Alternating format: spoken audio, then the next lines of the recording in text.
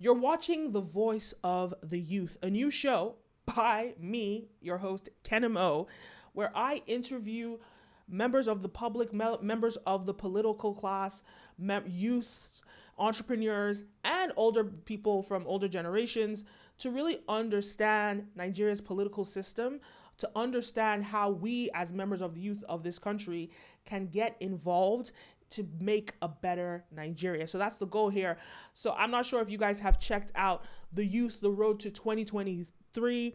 It was a documentary series that I made back in 2020 around the NSARS protests. And definitely go check that out. It's on YouTube and on Instagram. And I wanted to make a sequel to that. I wanted to continue the conversation, and what better way than to sit down with some of Nigeria's best politicians, bright minds, and members of the youth, so we can really dissect and understand how we can get involved and how we can create and change Nigeria and make a better Nigeria. So that's the goal of this show. Stay tuned every Tuesdays and Thursdays here on StreamOVG.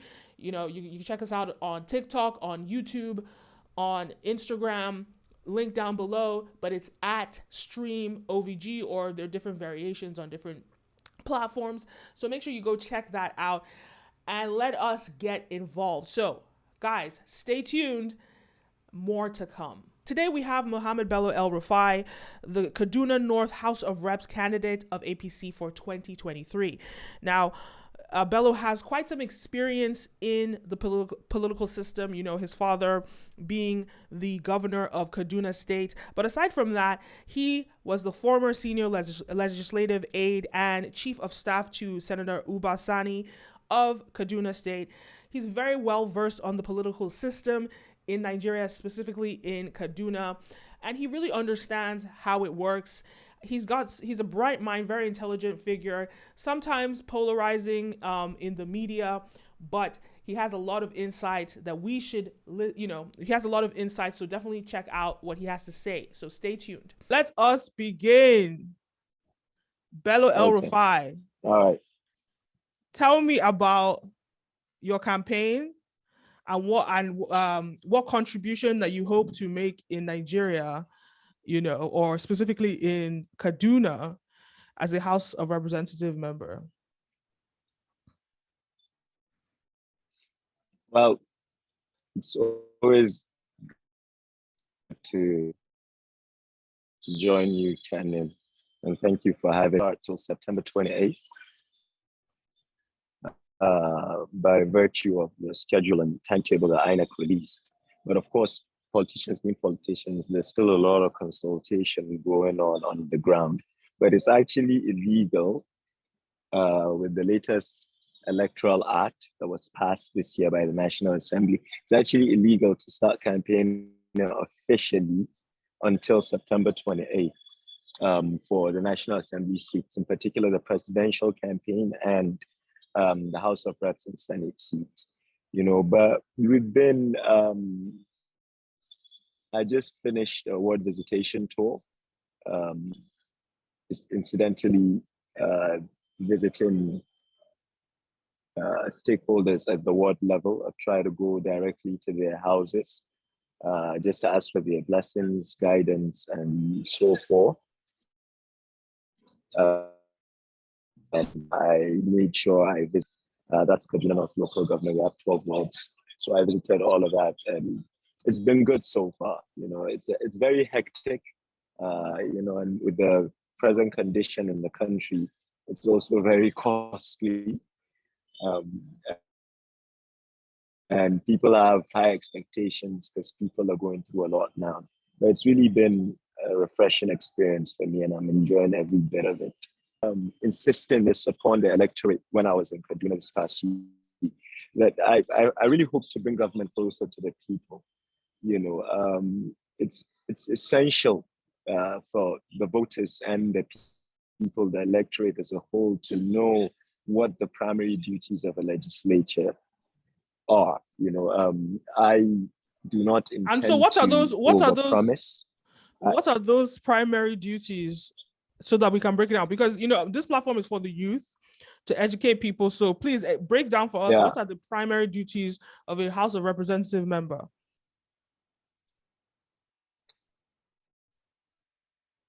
Well, as you very well know, since 1979, Nigeria has more or less created a constitution and a system that is very much like the American presidential system. So essentially, I remember having this, after I won the primary election, I was talking with Uncle Chin, and he goes, "Oh, email your professors from school and tell them you're a congressman." So to young people, particularly people that follow your podcast, that don't understand that, that's essentially what I'm running to be, a congressman. And the primary functions of a legislator, be it a senator or a House of Reps member or a House of Assembly member at the state level, is essentially to draft laws. That is the primary duty, to draft laws that favors the constituencies they represent and the country as a whole. Secondly, there is the oversight function. So the legislature forms is more or less a check towards the executive and the judiciary. So hypothetically speaking, if I win an election, I'd be appointed to a committee in the House of Reps. Let's say the sports committee, for example, the House Committee on Sports. So my duty is to make sure the Minister of Sports, that is a member of the Federal Executive Council, is kept on check. We're meant to scrutinize their budget spending. We're meant to scrutinize their policies in favor of Nigerians. So the first is lawmaking or drafting laws. The second is oversight. Okay, but it's very difficult because the public as a whole do not understand this. So a legislature is not really saddled with the responsibility of building roads. Do you understand? That is the job of the executive. You know, depending on what kind of road it is, certain roads are actually the objective of a local government chairman, not even a governor. So as much as I'm looking forward to representing my constituents, I also have to do all I can to educate them and let them know what it is they should expect of me. I don't know if that's a good thing to do or if it's wise electorally, but I think it's very important, because it, all I can do is complement what the next governor of Kaduna will do as a legislature. So, for example, if the Kaduna State government builds a primary healthcare center in Angwa Seriti, which is a ward under my constituency, that's their job.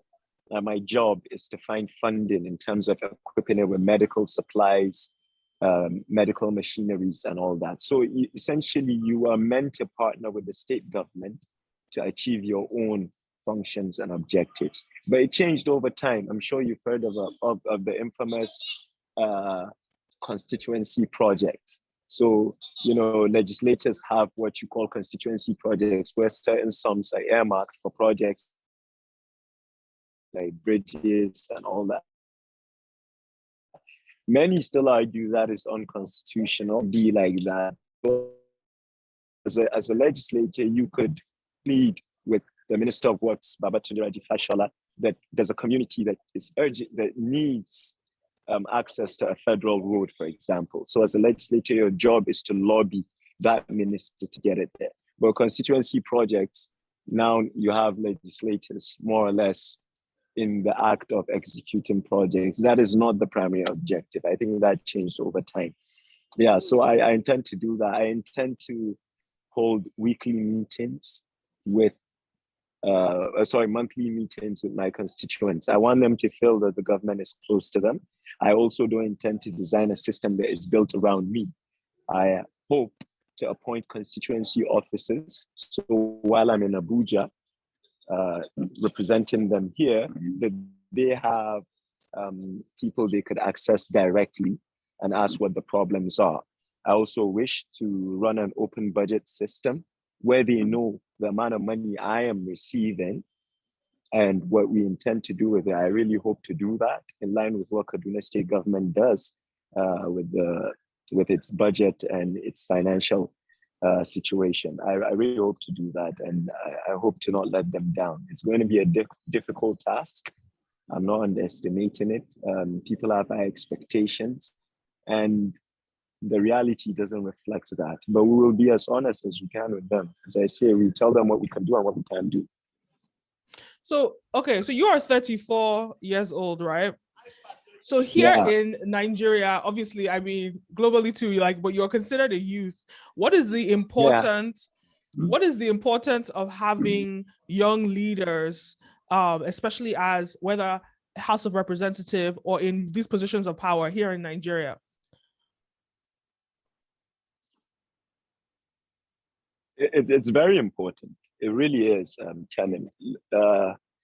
You can't, you know, how do I put it? So times change, right? Like, okay, since your podcast has a lot of young followers following, I'll use an analogy regarding music, for example. So I'm a huge hip hop fan.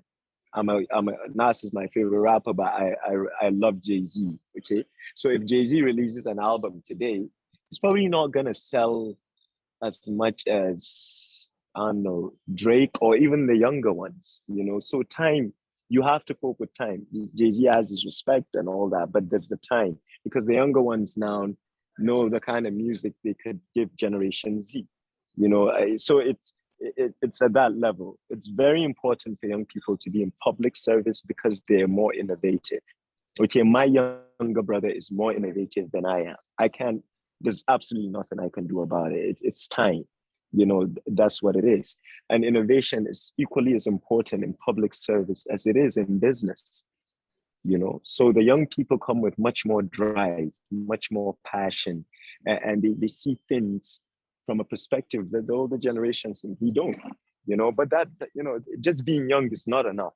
Okay, so if I win an election and I represent you and many in our generation, and the first headline you get is that I've stolen 2 billion naira, well, you won't be proud of me, would you? So it's not really about young people. And I've heard my opinion about young people. I think the talent in Nigeria is abundant. It's incredible. But there's still a lack of unity. There's still a lack of putting in the work. We're stuck online, and we think that's where impact is. I assure you, most of the voters I related with for the past 2 weeks are not on Twitter or Instagram. WhatsApp and Facebook is at best. So, but it's very, very, very important to get more young people doing this. In my case, it's actually a burden, and I intend to push it. So there's little. When you say it's a burden, when you say it's a burden at a central Nigerian level, and why is that? So, what? When you say it's a burden, excuse me. What you said, it's a burden at your level. Are you referring to the fact that there are not enough young people in these positions, or what exactly is the burden? Absolutely, Kenim. Absolutely. It's a burden that I intend to tackle by partnering with other like minds, but it is a burden, particularly for the seat I'm going for. So the way it works in the Senate, even back during the Roman Empire, Parliament it's very hierarchical. So there's seniority in it.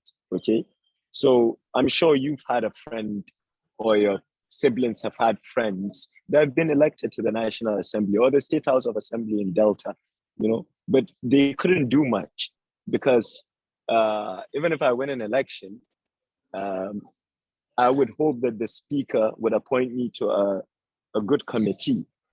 Do you understand? Right. Traditionally, first timers are rarely given the power to chair a committee. In fact, it's your office as a first timer is probably in the 0th floor. Okay, I've worked in the Senate for the past 4 years, so it's very, so for us to make the impact we want, we need 40, 50 of us going at the same time, forming a block. Okay, do you understand? So that is why whenever we have a friend elected to the House of Reps, he's brilliant. You could see that, but in terms of the impact, the direct impact, it's quite difficult. It's a very there's a class system in terms of your experience, how long you've been there, have you served in the state legislature before coming? You know, there's certain people that are fortunate enough to crack that. I think my boss, who's the current gubernatorial candidate in Kaduna, Senator Obaigbena, was fortunate enough to chair the banking committee in his first term. Okay, the banking committee is powerful. It has significant government agencies like the CBN, NDIC, Nexim Bank under it, you know, and that gives you more influence, you know, but his case is an exception. You know, normally first timers don't chair a committee, they don't get good committees, and they are never principal officers. So a first timer cannot be a chief whip, cannot be a majority leader, cannot be so you know, so why I say it's a burden, Kenim, is because we need more of us going in at the same time. Okay, we need more of us going in at the same time. There's a reason why the turnover rate in the House of Representatives is 80%. Now, what does that mean? That means 80% of legislators don't go back for a second term. They are voted out. You know, a certain report showed that is due to their fighting with their governors. But I also think it's just a difficult job. Okay, that is why from day one, it is imperative to be honest with your constituents. They'd still curse you, I bet, but you know, it's better to start on the right foot, you know. 80% don't go back, you know, because when it's Christmas, your constituents expect you to send bags of rice, you know, ram meat. When it's Salah, you know, so it's, you know, you're doing that. They think, you know, it's really a tedious job, you know, and it will be difficult to navigate, but we'll do our best. I'm glad to know that Mukhtar Shagaya is also running. And I saw him, you know, I think 2 weeks ago, we're at a colloquium in the name of General Baba. And then Mukhtar Shagaya was there, the prime minister with him, you know, but that's what I'm saying. You need like 40 Mukhtar Shagayas in the House of Reps at once to make the sort of impact we need to. Okay, yeah, I'm actually interviewing him at 5 p.m. today. Great, I'll tune in for that. But yes, I do. I do agree, and I think about, because you mentioned the U.S., so I'm thinking about someone like AOC, who, like, you know, she's in the same age brackets, and we can see the impact that she's made in America. Especially like being a voice and communicating directly with the youth in America. Do you see yourself taking a similar position, being vocal, being active, communicating with youths? Are you using, whether it is social media, as a tool to connect with people in a deeper level than, you know, just seeing them in person? Tell me more, or to connect with more people than, you know, one-on-one meetings. Tell me more about like your approach as a House of Reps member.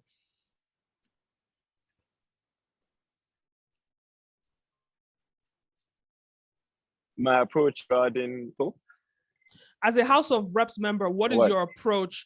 Do you see it akin to AOC, or what is your you know, your style, so to speak?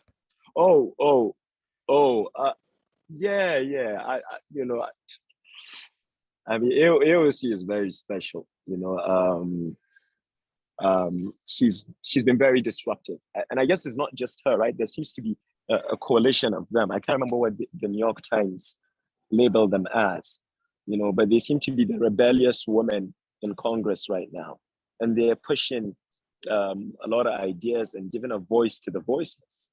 You know, and that was my point. They are a block. I think it's AOC. AOC is from Harlem, and there's another one, you know, that I've forgotten, but there are like 5 of them just moving at the same pace. I think 2 Latinas, I think 2 African Americans. You know, that is the kind of impact you need. You know, you need more of that. If oil's own, there won't be as much. But yeah, I think I could see how I follow her a lot. She inspires me, and I intend to copy the good things she has. That's for sure. You know, and I believe in disruption too. I don't, you know, I'm not conventional in any way. You know, I'm not gonna position because I'm running for reps in a state. My father is the current governor. My father is the current governor of the state. So strategically, I must take the unconventional route in either case. I prefer dealing with the people directly. I do have a great team, but I want the people to know they have access to me. Since this started, I probably reply at least 400 messages a day. I take over 180 calls, and I pick any call, whether I know you or not. If I don't have money, I say, no, I'm not going to transfer. If you're rude to me, I'll say, no, it's not your money. I try to, yeah. So but I think it's also important, and there's a lot of respect that's come out of that from certain people. I don't want to start on a platform of being a politician that says what they won't keep. I'm not going to do that. I keep saying, if you don't get the politics right, you're not going to get the governing right. This has been Nigeria's problem for a long time. Politics is very, very important. I don't believe the end justifies the means. I'm trying to get the politics right. I'm trying to tell people this is what we can or what I can do. Try and talk to them directly. And I want to sustain that even after I win. So what do you think the main challenges the average Nigerian faces?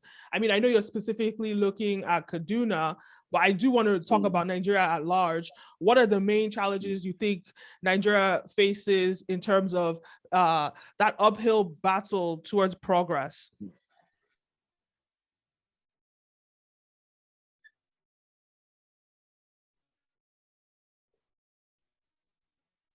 There are certain cases that we have an insecurity situation, and without which people can't thrive, either in a social or economic setting. But for me, the majority of young Nigerians are young. We are a young population. I think what is most important is we desperately need to get people working again. So, we need to get people working again. So I look at, I spoke with the Kebbi State governor who talked about, once Buhari banned the importation of rice, he stayed really focused on, planting rice and rice fields and all of that. And he has been able to increase the average salaries from, I think it was around 200,000 naira all the way up to 800,000 a year or something quite, he's done quite a lot in that sector. What are some of the industries that you feel like as House of Representative that your state needs to focus on to really make sure we get rid of insecurity and we solve some of the day-to-day issues for people? Well, they've done amazing work in Kebbi State. Agriculture is certainly important, but not just enough to plant. There's a whole agro-business industry. Okay, what we need to do is transfer people from the subsistence act of farming to making farming something they make capital of, something they employ people of. So for me, it's limited, but agriculture is certainly a sector. I think tech is the future. I honestly think we must harness that sector. We must extremely harness that sector because actually during the campaign trail, I met a young man in Kaduna. His name is Shamsuddin, that actually designed a drone. Okay, he designed a drone. I was quite disappointed because I asked him, nobody in Kaduna State government reached out to you? Because the El-Rufai administration has done well in reaching out to these talents, be it in the creative industry or the tech industry. But surprisingly, nobody had. So I vowed to him that day that I'll take him to the investment promotion agency and my father personally. So agriculture and tech, and then the creative industry, okay, be it music and arts, we need to. And I will push for that despite the taboo in the north. I really think, Kenim, that we can't afford to ignore any industry. We need to get people working. So even the I do want to talk about rooted in unemployment. I understand that. And I want to talk about tech because I think about especially the challenges that Nigerians face in fintech and with the CBN regulations around fintech. What is your take on that? Some of the challenges that fintech companies have and how, as a House of Representative member, can you lobby to make changes in that? Actually, I don't think it's as bad as CBN. People portray CBN in a bad light, kind of. Of course, the economic conditions in the country, the inflation rate, I think it's over 20% now. there's that. But in this issue in particular, I had the pleasure and honor of working closely with CBN. My boss got the Banking Act amended for the first time since '91. Both here, it's a substantial act for me, as transformative as the Petroleum Industry Act. That's the PID bill that was eventually assented to by the president. So as both here, I commend the central bank governor, Godwin Emefiele, my own boss as the banking committee chairman, stakeholders in the sector, and some of your guys. We worked closely with Ian to do this. Ian that's in Andela and Florida Wave. We've had huge political disagreements since then and had a fallout, and part of the reason I was disappointed in, those stakeholders then is I told them none of them acknowledged that there are people in government that are willing to partner with the private sector to push such reformist acts. I worked hard on that bill. We stayed up for 2 nights with Aziz Ojelade, a fellow aide to Senator Ubasani, and the president assented to both here, Kenim. And we were deliberate in leaving room for mobile money, for fintech, and we made sure that industry leaders like Ian, were engaged and their suggestions were carried on board on both here Act. So I think in time, and when people actually read the act, they realize that this, not just the CBN, but this Buhari or Shimbajo administration has really opened more opportunities for fintech and tech. I don't think they're being hindered, really. I think a lot of people are saying that because of the fallout with the NSAS protest, that's why. But I think this act, and acts are everything. I've told you this before, I don't believe in noise. I believe history judges you by the law you leave on the ground. And both here is an act I was very proud. I was very, very proud to have worked on, very, very proud. And I intend to follow up if I get elected by ensuring that I have the best legislative aides that are innovative, that are young, that understand that the world has changed and we must adapt to it. And I hope that I get to sponsor a bill as commendable as both here, because all that I won't focus on bills that only cater to Kaduna North constituency. As a House of Representative in the National Assembly, I'm also your representative, even though you're from Delta. So one of the things I intend to do is divide it into two, from national bills and local bills. But both here was commendable, and we need to do more for fintech. We need to unshackle the private sector. If people are criticizing CBN because of that, I agree with that to a certain extent, but that's a conversation for another day. Okay, so you, funny enough, talked about NSAS, and I remember you recall, participating in the documentary that I made on NSAS. A lot of people saw that documentary. Yeah. They didn't like your response. You always find a way of making me more famous, Shannon. Thanks. Tell me, how did you receive? Well, I guess how did you? How did people receive you? What was the sort of the interactions that you got with people based on that? And what do you think? What do you say to the people that don't support some of the things that you said in that documentary? Well, they're entitled to their opinion, but I don't know about the interactions. In case you've noticed, I haven't had any major blowout on social media lately because I'm rarely tweeting now. And to be fair, people don't always come in at me. Like you could post whatever you want. I believe in the freedom of expression. Just don't mention me. You could get a reply you might not like. And just because I'm a son to my father, if you want to criticize my father, go ahead. He took an oath with the Quran. So as a public servant, it is a duty to criticize them, but not me. I was a private citizen, so don't. Now, regarding NSAS, I didn't see I didn't see Yoshi. Wow, I'm on a panel now, but I didn't see I didn't see NSAS. I didn't see the interactions, but what I can say is I believe in comprehensive police reforms, Kenim. And I told Omojuwa this, my disagreement with NSAS back then was simple, that we had a chance to draft a law on police reform. We had a good chance. Do you understand? Mm-hmm. Hello, can you hear me? We had a chance Yes. back then. The president asked the leaders of the movement, the vice president asked the leaders of the movement to come and sit with him. But others thought it's better to continue making noise, causing havoc, getting retweets, getting endorsements, being hailed by the New York Times, when it was an opportunity for us to draft comprehensive police state reforms. I told Omojuwa this in particular. I told him at the moment we're working on state police reform by the constitutional amendment. Unfortunately, the president rejected that. But, you know, when young people have this power, this move, what we need to do next is to draft it into laws and acts. That is it. They don't want to hear that, of course, because they prefer Instagram and tweets. So that was my response. You know, we should be able to have that conversation, but I don't even care about the noise and all that stuff. You know? So I don't know what the interaction was. I personally didn't.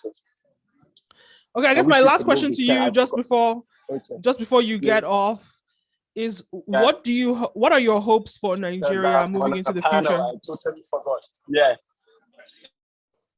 Did you hear me? Hello? I said my last question before you get off is, what are your hopes for Nigeria looking into the future? Well, I hope we find hope again. Okay, young people don't have hope now. Kenim, do you understand? Sorry, can you hold the camera to your face? There's a lot of talent, but people don't. Can you hold the camera to your face? I can't see you. Okay, go on. Yeah, perfect. Yeah, young people don't have hope now. Okay, they wake up and they don't know if they're going to, if they have work to do, if they have an 8 to 5. There's no capital to start a business. There's really nothing. So before any grand statements or any comments, I think the first thing we need to restore is hope. You know, so my hope for Nigerians is to have hope again. Really, it's quite tragic how people have lost any form of hope at the moment. There's absolutely none.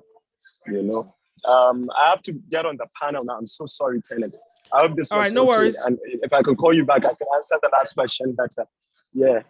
All right. Okay. Thank you so much. And I'll speak to you again. Yes, that's fine. Thank you very much. Thank you. All right. Bye. Okay. Thank you so much. Yeah. Well, I hope you enjoyed that episode. Don't forget to like, follow, subscribe, all the above, and stay tuned. New episodes every Tuesdays and Thursdays here on StreamOVG. You can catch us on YouTube, TikTok, Instagram, and of course on all podcasting platforms. Guys, I'll see you in the next one. Peace.